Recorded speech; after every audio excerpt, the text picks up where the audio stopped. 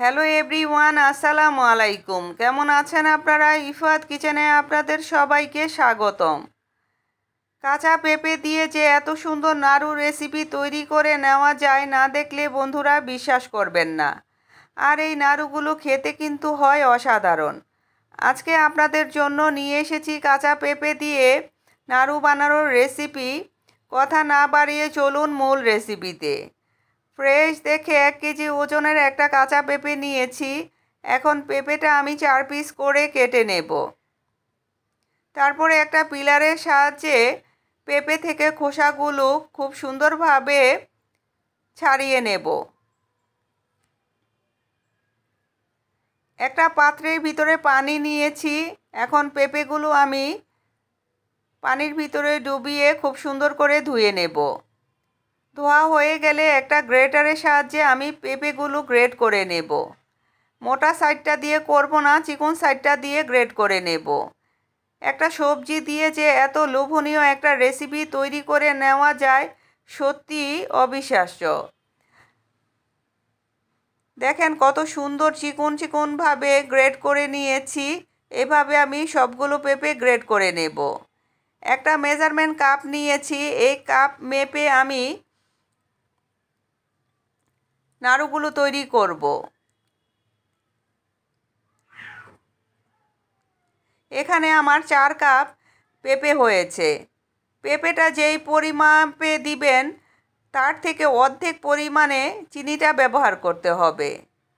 আরেকটা কথা, যেই কাপ দিয়ে পেঁপেটা মেপে নেবেন সেই একই কাপ দিয়ে কিন্তু চিনিটা মেপে নিতে হবে। এই মেজারমেন্টটা যদি ঠিক রাখেন তাহলে কিন্তু নাড়ুগুলো হবে পারফেক্ট। আগে থেকে চুলায় আমি একটা প্যানে কিছুটা পানি দিয়ে বসিয়ে রেখেছিলাম। পানিটা বলক চলে এসেছে। পেঁপেটা আমি ধুয়ে পানির মধ্যে দিয়ে একটু পেঁপেটা ভাপিয়ে নেব। মিডিয়াম হিটে ঢাকনা দিয়ে ঢেকে 5 মিনিট আমি পেঁপেটা সিদ্ধ করে নেব। 40 থেকে 50% আমি বয়েল করে নেব। 5 মিনিট হয়ে গেছে, ঢাকনা তুলে নিয়েছি। এখন আমি একটা স্ট্রেনারে পানি ঝরিয়ে নেব।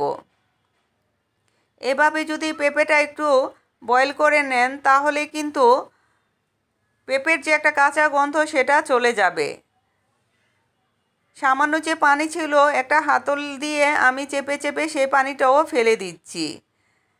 দেখেন পেঁপেটা কিন্তু একেবারে গলে যায়নি, অনেকটা ঝরঝরা আছে। অন্য একটা প্যানে আমি চুলায় বসিয়ে একই মেজারমেন্ট কাপ দিয়ে 2 কাপ চিনি দিয়েছি, 2 টেবিল চামচ পানি, 3টা এলাচি দিয়েছি মুখ ফাটিয়ে সুগন্ধির জন্য। মিডিয়াম লো হিটে আমি ক্যারামেলটা তৈরি করে নিয়েছি। অবশ্যই মিডিয়াম লো হিটে ক্যারামেলটা তৈরি করে নেবেন, তা না হলে কিন্তু ক্যারামেলটা পুড়ে যাবে আর নাড়ুগুলো খেতে তাহলে কিন্তু তেতো লাগবে। ভাপিয়ে নেওয়া পেঁপেটা আমি এখন ক্যারামেলের মধ্যে দিয়ে দিয়েছি, নেড়ে চেড়ে নিচ্ছি। দেখেন পেঁপেটা থেকে কিন্তু বেশ ভালো পরিমাণে পানি উঠেছে। 1/4 চা চামচ আমি লবণ অ্যাড করলাম এখানে টেস্টের ব্যালেন্সের জন্য। আমি মিশিয়ে নিয়েছি লবণটা। ঢাকনা দিয়ে ঢেকে মিডিয়াম হিটে 5 মিনিট আমি রান্না করি, ঢাকনা তুলে নিয়েছি। দেখেন পানিটা কিন্তু একেবারে শুকিয়ে গেছে। একটু নেড়ে চেড়ে নিয়ে এখানে 1/4 কাপ পাউডার মিল্ক, 1 টেবিল চামচ ঘি অ্যাড করব। এই পাউডার মিল্ক আর ঘিটা দেওয়ার কারণে নাড়ুর টেস্টটা কিন্তু বহুগুণ বেড়ে যাবে। মিডিয়াম লো হিটে এই পুরটা বেশ ভালো সময় একটু জাল করে নিতে হবে। যখন একটু আঠালো ভাব চলে আসবে আর প্যান থেকে পুরটা ছেড়ে আসবে তখন বুঝবেন যে আপনার পুরটা পুরোপুরিভাবে তৈরি হয়েছে নাড়ু তৈরির জন্য। আমি একটু হাতে নিয়ে দেখছি যে নাড়ু শেপটা দেওয়া যাচ্ছে কি না। দেখেন খুব সুন্দরভাবে দেওয়া যাচ্ছে। এখন আমি পুরটা নামিয়ে নেব, একটা পাত্রে ঢেলে নেব সামান্য ঠান্ডা হওয়ার জন্য। একটু ঠান্ডা হলে আমি নাড়ুগুলো তৈরি করে নেব। হাতে একটু ঘি মেখে নেব যাতে নাড়ুর শেপটা খুব সুন্দর আসে।